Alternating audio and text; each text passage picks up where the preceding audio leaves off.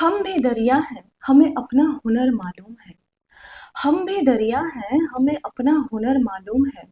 जिस तरफ भी चल पड़ेंगे, रास्ता हो जाएगा। नमस्ते everyone. Hope you are doing well and high in your spirits. धर्म क्षेत्र पर आपका स्वागत है।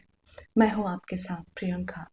बशीर बद्र साहब की ये शेर है और बिल्कुल आपके हालात पे फिट बैठती है कि ये ना सोचिए कि क्या होगा। देखिए, जब भी आप अनसर्टेनिटी के और फियर के पर्सपेक्टिव से एग्जाम को देखेंगे तो ये हमेशा आपके लिए निगेटिव साबित होगा, हमेशा ये आपके लिए फायर बैक साबित करेगा। सो अपने आप को कम मत आंकिए। आप प्रिपरेशन के जिस भी मुहाने पे हैं, if you say ma'am I have not done फलाना subject, I will say it's okay. See the P cut off 87.89, you just have to do less than 44 question and ये आप तो तीन पॉलिटी, हिस्ट्री एंड जियोग्राफी, इन तीन subjects को अच्छे से कर लें तो you will be around somewhere between 35। Okay, so don't remain in fear, don't remain in illusion. और अपने आप को कम आंकना कि इस एग्जाम से अपने वर्थ को तौलना, इस एग्जाम पे सब कुछ अपने वर्थ का स्टेक लगा देना, this is wrong. Take this exam as exam and इसको पूरे फेथ एंड कॉन्फिडेंस के साथ दीजिए। And when you believe in yourself ना, the world is reflection of your belief in yourself. So अगर आपको अपने में विश्वास है ना, तो ये दुनिया आप पे विश्वास करने लगती है।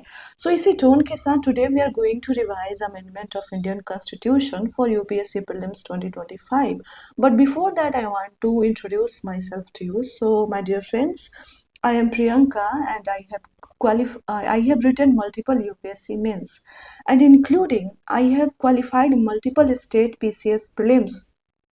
But I was never inclined to go into state PCS, so I never pursued it further, but I have qualified a good number of state PCS prelims. Besides that, currently I am working as a mentor of polity and IR in certain institutes, and besides that I also kind of lead the content team related to polity and IR. And my qualifications, I am a BTech graduate and I have a MA degree in political science, and currently I am simultaneously pursuing LLB, 3-year LLB. So these are some of my qualifications that you should know. So again, coming back to you, that my only intent here is कि आपकी welfare हो। आपको core content देने का एक हर class में polity के हर topic को समराइज करने का पर्पस यही है कि शायद ये वीडियो स्लो पहुंच रहे हैं आप तक, बट मैं चाहती हूँ कि जल्दी से जल्दी पहुंचे और आप तक ये मैसेज जाए कि it's core content that makes you sell through films and not जो आप मार्केट में भागते रहते हैं वो आपके किसी काम का नहीं है। Secondly, see every platform, online offline, mainly online, because offline के लिए हमें एफर्ट लेने होते हैं, जाना होता है।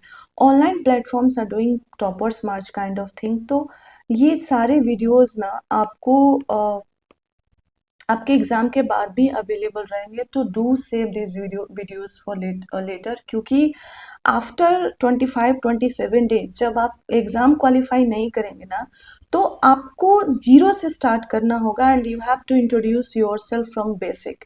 तो ये आप याद रखेंगे कि फाइनल लिस्ट में अगर नाम नहीं आता है, चाहे आप किन सिचुएशन से भी गुजर रहे होते हैं, no one is going to revere you. So ये क्रूएल रियलिटी है, बट यही रियलिटी और ये सच्चाई, और ऐसा ही होना भी चाहिए। तो please focus on your self. अपने ना कोशिश कीजिए कि अभी जो ग्लैमर, अभी जो टॉपर्स मार्च हो रहे हैं और टॉपर्स को जो ग्लैमर एंड लाइमलाइट मिल रही है, वो आपको 2026 का जब रिजल्ट आए तब मिले। इस इंटेंशन के साथ पढ़ाई कीजिए। So let's start the discussion of today's topic, that is amendment to the Indian Constitution. See, what is amendment? See, amendment means the change, the flexibility to accommodate the changing circumstances of society, changing needs of the society, changing aspirations of the people of India, to accommodate the changing aspirations of people of India from time to time. Our forefathers has made our constitution flexible so that we can amend it from time to time. But when it comes to, and the constitution itself has laid down the procedure of amendment in the constitution. Constitution को कैसे amend करना है ये constitution में ही लिखा गया है. But you must be knowing कि the procedure of amendment when you compare with the constitution to other constitutions, that is Constitution of Britain and USA, you will see the USA constitution is very rigid, that it is very difficult to amend, and the Constitution of Britain is so flexible, that is it is unwritten. Everything that parliament postulates there becomes the constitution.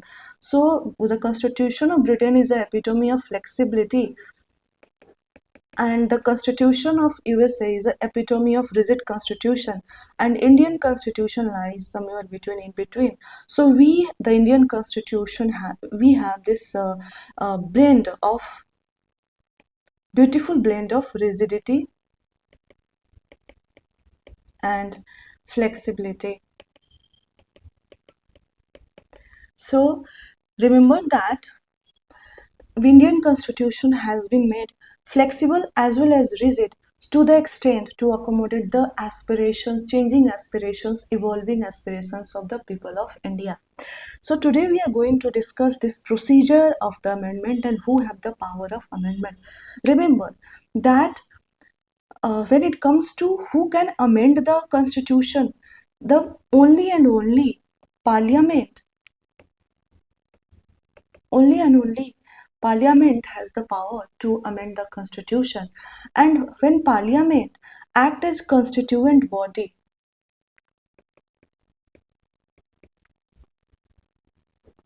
see, parliament has two functions. Parliament acts as legislative body and it enacts ordinary laws for the governance of the country, and parliament simultaneously acts as constituent body, and in exercise of its constituent power it can amend the constitution. So यहाँ पे याद रखेंगे that in exercise of constituent power the parliament act as constituent body and it amends the Indian constitution. Again याद रखेंगे कि parliament can amend any part of the constitution except the basic features of the constitution that were postulated by the judiciary in the famous Keshwananda Bharati case. So ये आप याद रखेंगे, and we will be moving to the procedure of amendment to the constitution.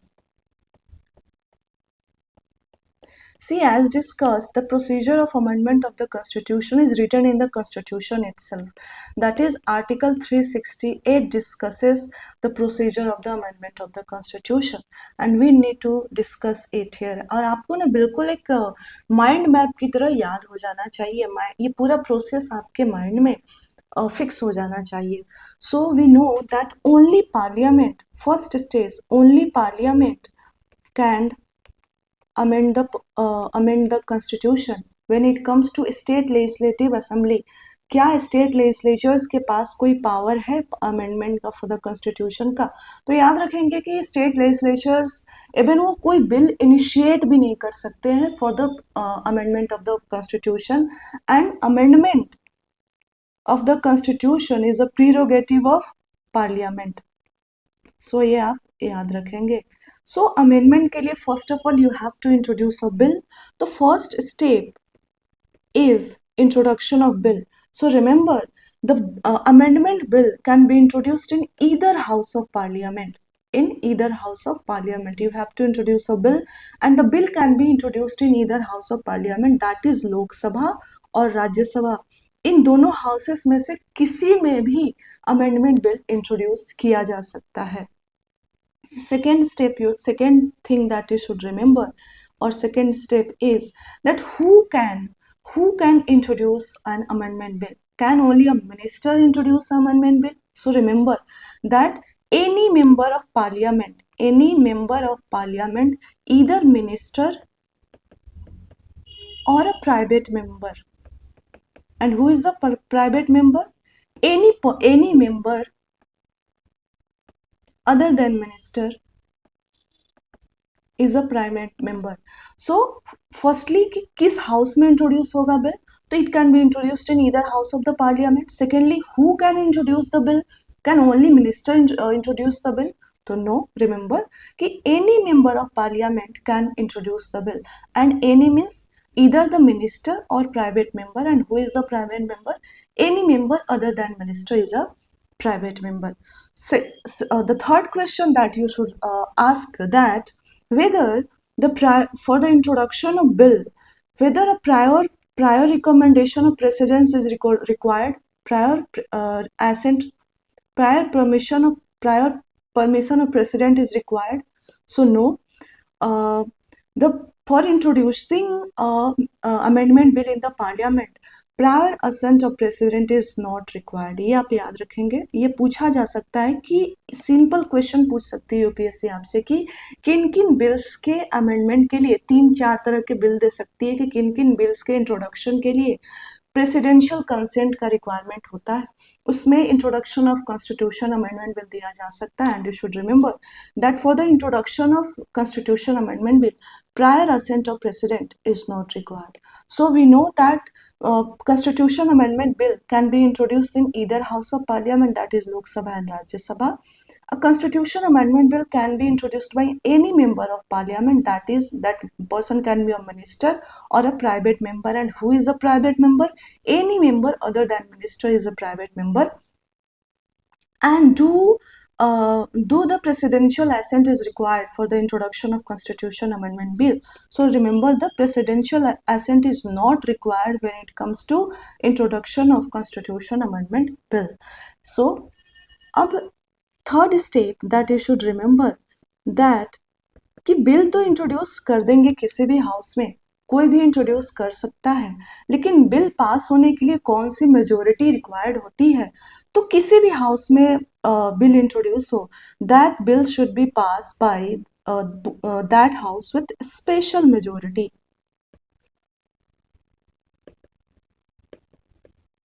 Special majority. What is a special majority? Special majority is the majority of total membership of the house and majority of a 2/3 of members present and voting. So this is known as special majority.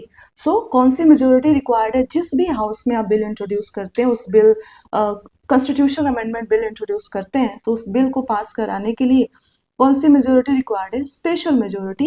And special majority का मतलब क्या होता है? Majority of the total membership of the house and majority of the 2/3 of members present and voting.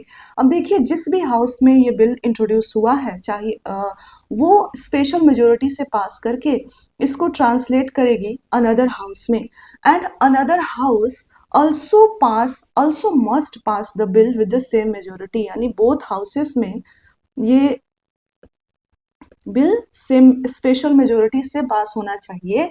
और ये भी याद रखेंगे कि बोथ हाउसेस सेपरेटली बिल को पास करें, यानी अलग अलग दोनों हाउसेस में बिल स्पेशल मेजोरिटी से पास होना चाहिए. व्हाई आई एम अंडरलाइनिंग कि अगर कोई डेडलॉक हो जाता है, कॉन्स्टिट्यूशन अमेंडमेंट बिल पे, या फिर अगर कोई डिसएग्रीमेंट हो जाता है, so it can be asked to you कि can there be a joint sitting in case of deadlock over a constitution amendment bill? अगर constitution amendment bill पे दोनों houses में disagreement हो जाता है या deadlock हो जाता है, तो can there be a joint sitting? तो remember the answer is no. There cannot be a joint sitting when it comes to passage of constitutional amendment bill.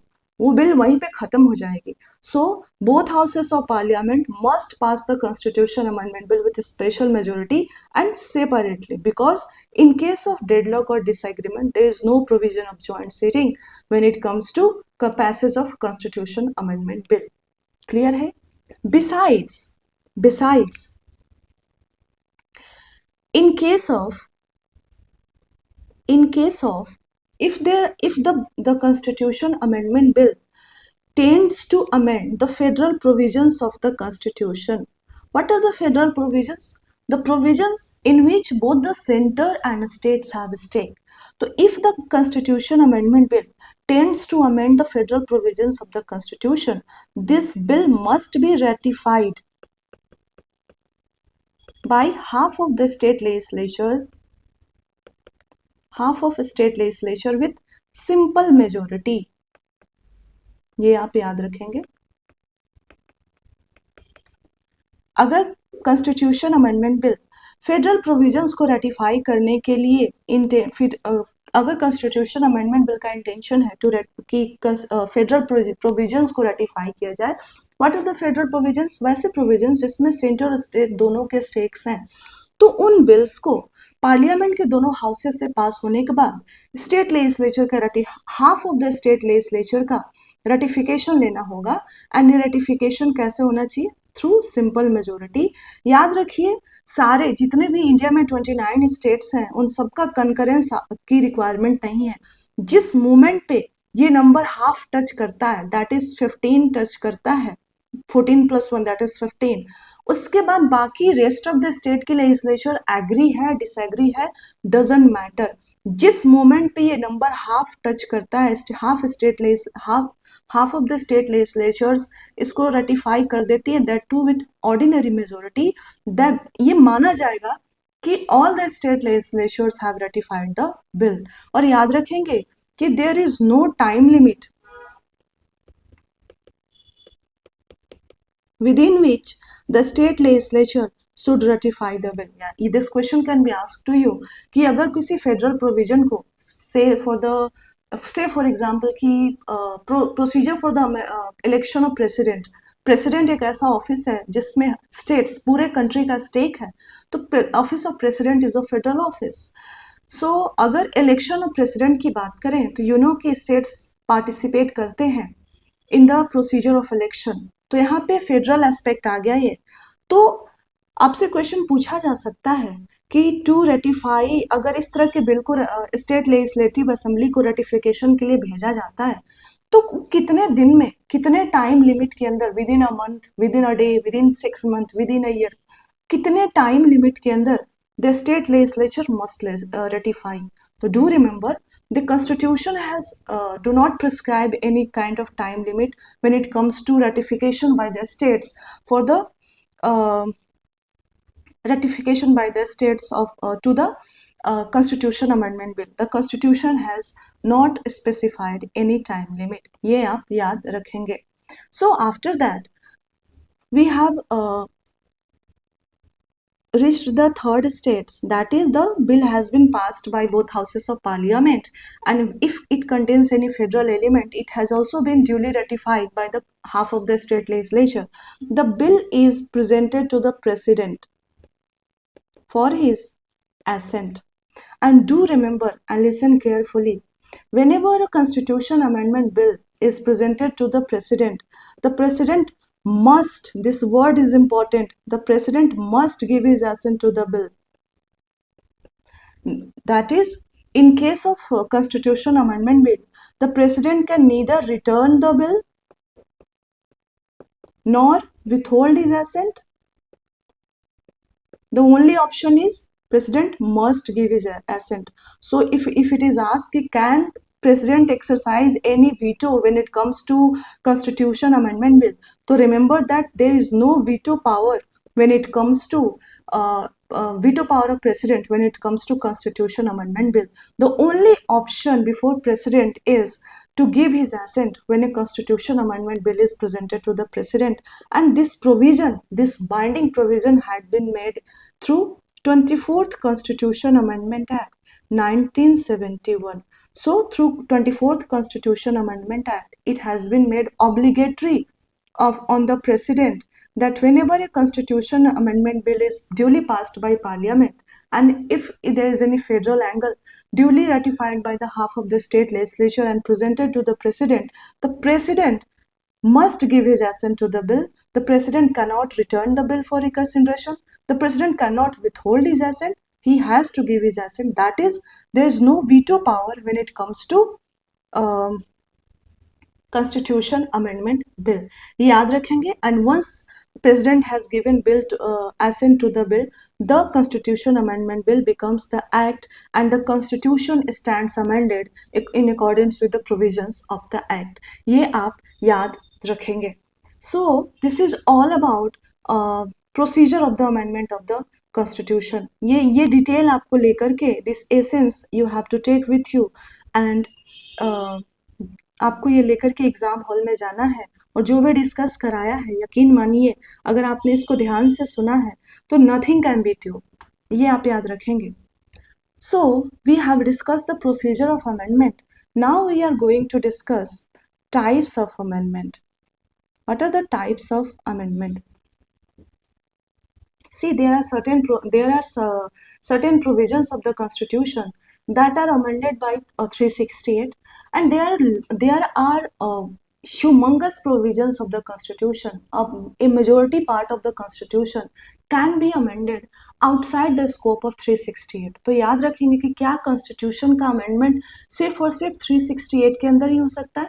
So no, बहुत बहुत बड़ा चंक है आपके कॉन्स्टिट्यूशन का जिसको 368 के बियॉन्ड अमेंड किया जा सकता है। तो याद रखेंगे कि टाइप्स ऑफ अमेंडमेंट में basically we have 3 types of amendment that we are going to discuss one by one.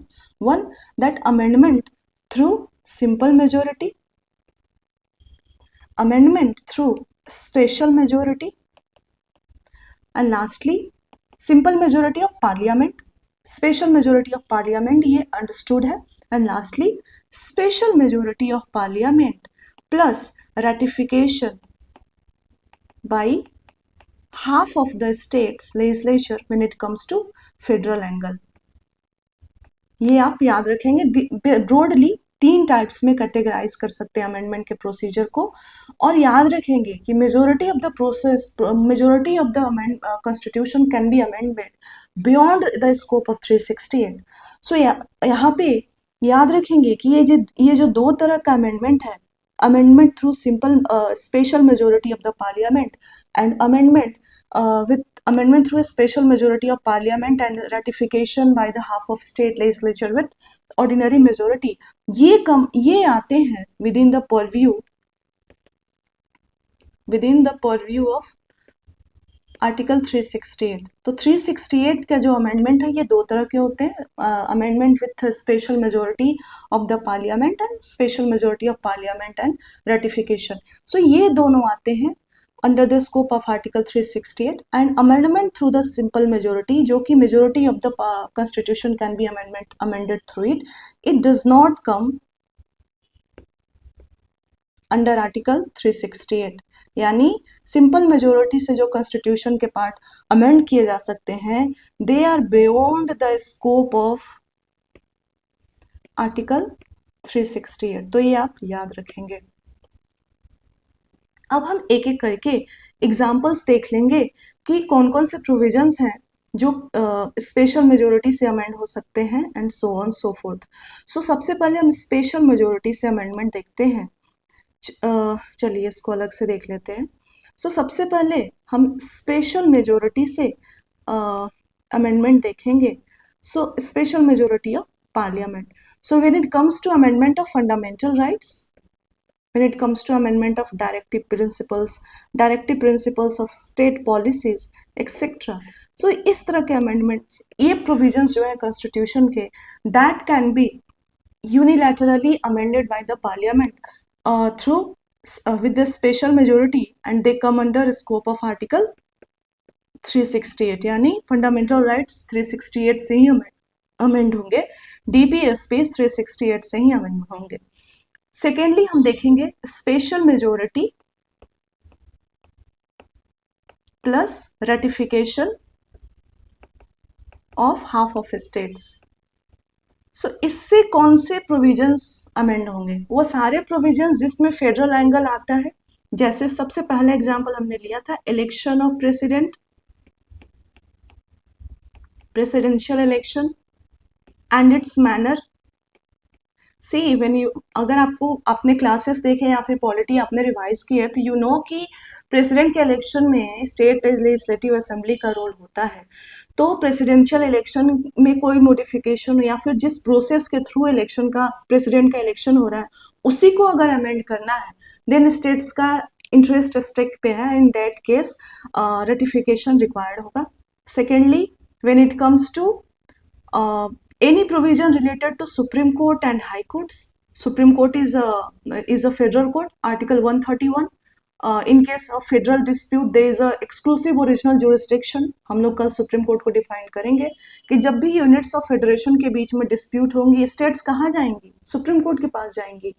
High courts, so supreme court और हाई कोर्ट की पोजीशन को अगर कोई अमेंडमेंट चेंज कर रही है तो that requires parliamentary special majority besides that ratification of half of the states. Secondly, thirdly, अगर seventh schedule article 246 I am extremely sorry, seventh schedule की बात करें, आर्टिकल 246 ऑफ द कॉन्स्टिट्यूशन, यहाँ पे डिवीजन ऑफ सब्जेक्ट लिस्ट है, basically union list, legislative power का division है। तो इस लिस्ट को अगर अमेंड करना है तो स्टेट्स के रेटिफिकेशन की आवश्यकता होगी। GST council that has been constituted through 101 Amendment Act. So GST council में स्टेट्स का इंटरेस्ट है। अगर इसको अमेंड करना है, 101 अमेंडमेंट को फिर से अमेंड करना होगा, देन स्टेट्स का रेटिफिकेशन रिक्वायर्ड है। Further, if you want to amend the Article 368 itself, if you want to amend the Article 368 itself, that is, if you want to amend the procedure of amendment to the Constitution, so remember, to amend the Article 368 itself, you have to go through this route, that is a special majority in the Parliament plus ratification by half of state legislature through ordinary majority. So these are some of the examples. Again, extent of executive powers of union and states. So these are some of the examples. Do keep it in mind.